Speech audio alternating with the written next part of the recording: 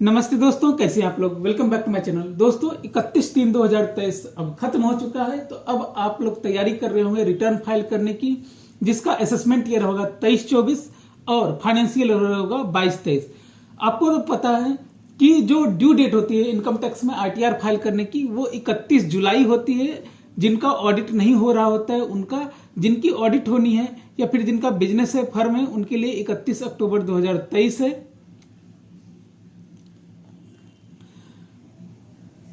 उसके बाद जिनकी ट्रांसफर प्राइसिंग है उनका 30 नवंबर और रिवाइज और बिलेटेड रिटर्न का 31 दिसंबर ड्यू डेट होती है। तो इसी तर्ज पे ये तो नॉर्मल यूनिवर्सल, ये जो अभी तक का इनकम टैक्स का ड्यू डेट है ये नॉर्मल ड्यू डेट है। अनलेस अनटिल कोई एक्सटेंड ना करे ड्यू डेट यही रहेगी। तो इसी तरीके से 31/3/2023 का जो ड्यू डेट अराइव होगा वो होगा इंडिविजुअल एचयूएफ ईओपी बीओआई जिनका की ऑडिट नहीं होना है, उनका 31 जुलाई 2023। बिजनेस प्लस जिनका ऑडिट होना है, मतलब जिनकी ऑडिट होनी है, इसमें इंडिविजुअल एचयूएफ ईओपी बीओआई भी आएगी, जिनकी ऑडिट होनी है उनकी 31 अक्टूबर 2023। बिजनेस जिनका ट्रांसफर प्राइसिंग की जरूरत है उनको 30 नवंबर 2023। और अगर आप बिलेटेड रिटर्न या रिवाइज रिटर्न फाइल कर रहे हैं तो आपको 31 दिसंबर 2023।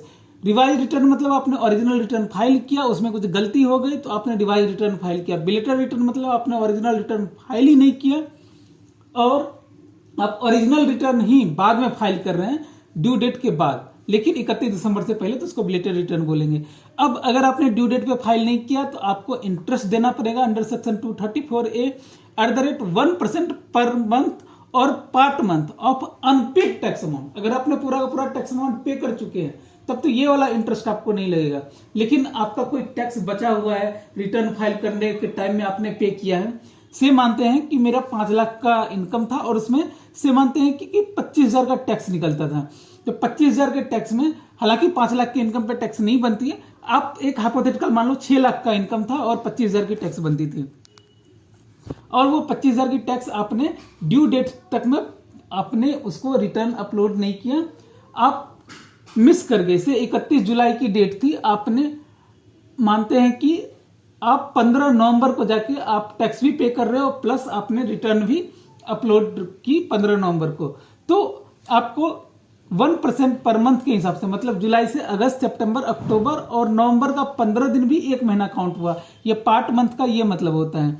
तो यहां पे क्या हो गया ना कि आपको टोटल 4 महीने का 1%, मतलब 4%, 25,000 का 4% ये इंटरेस्ट लग जाएगा अंडर सेक्शन 234A। उतना जोड़ के आपको टैक्स पे करना होगा। और लेट फी आपको लगेगी 234F सेक्शन में, वो है 5,000 रुपए अगर आपकी इनकम 5 लाख से ज्यादा है, और 5 लाख से कम है, इज लेस देन 5 लाख तो 1,000, अगर 5 लाख भी है तो वो 5,000 रुपए आपको लगेगी। लॉस का एडजस्टमेंट नहीं कर पाएंगे, मतलब जैसे क्या होता है ना, अगर आपको बिजनेस से, स्टॉक मार्केट से या हाउस प्रॉपर्टी से कहीं से लॉस हुआ तो आप क्या करते हो, उसको कैरी फॉरवर्ड कर लेते हो, अगले साल में मैं इसे सेटअप कर दूंगा इनकम से। तो अगर आप ड्यू डेट पे फाइल नहीं कर सकते तो ये लॉस कैरी फॉरवर्ड करने का ऑप्शन आपको नहीं मिलेगा। और बिलेटेड रिटर्न या फिर रिवाइज रिटर्न फाइल करते हैं तो ऑफकोर्स आपको ये जो लॉस कैरी फॉरवर्ड करने का ऑप्शन है ये आपको नहीं मिलेगा। सॉरी, रिवाइज रिटर्न में तो मिल जाएगा क्योंकि ओरिजिनल रिटर्न आपने ड्यू डेट से पहले फाइल कर दिए। बिलेटेड रिटर्न के केस में आपको ये नहीं मिलेगा, आप लॉस कैरी फॉरवर्ड नहीं कर सकते। हाँ, जो फाइन है वो तो आपको लगेगा 234A का, 234F का, ये दोनों के आपके फाइन तो आपको लगेंगे ही लगेंगे। तो ये होगी। बट आप पूछोगे कि क्या रिवाइज रिटर्न में भी 234A और F का फाइन लगेगा, तो उसमें क्यों लगेगा फाइन। अगर आपने रिवाइज रिटर्न फाइल करी और टैक्स का अमाउंट अगर बढ़ गया तभी आपको 234A की पेनाल्टी लगेगी, इंटरेस्ट लगेगा।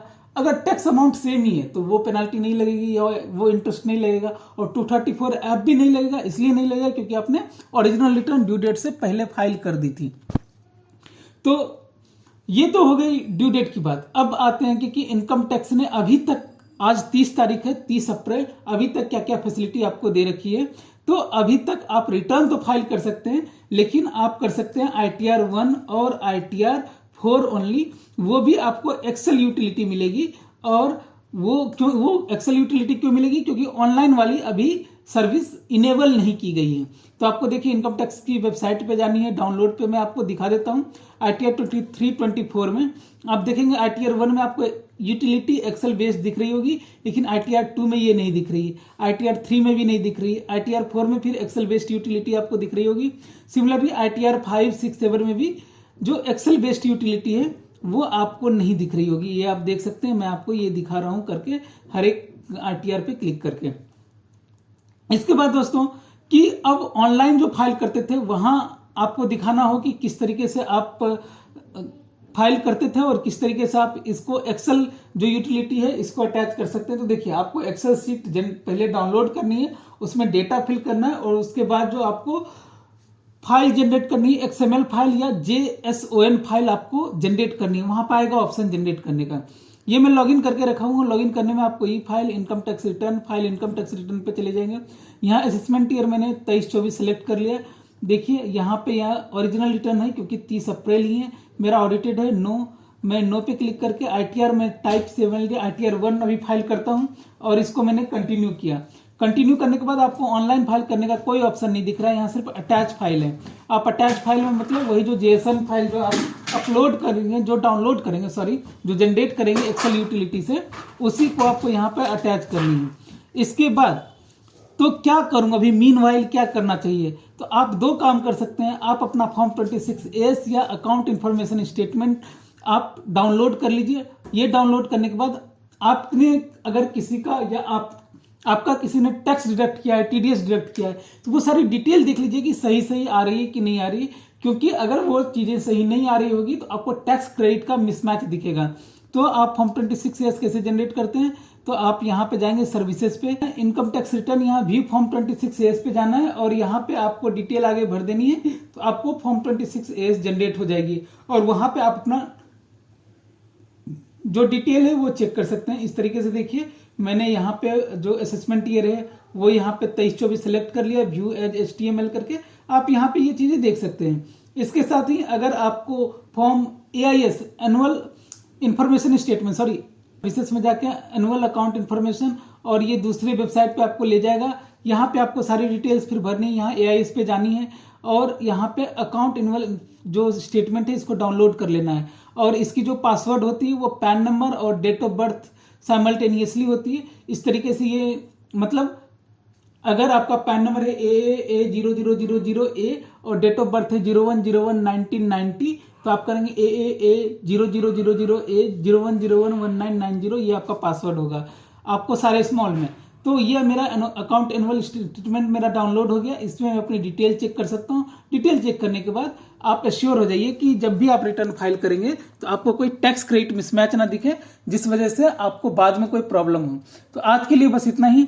जब ऑनलाइन अवेलेबल करवाएगी इनकम टैक्स की वेबसाइट फैसिलिटी, तो मैं आपको एक लाइव ITR फाइल करके, एक या दो ITR 1 की और ITR 4 की मैं फाइल करके आपको दिखाऊंगा और वीडियो बनाऊंगा अपने चैनल पे, उसे अपलोड करूंगा।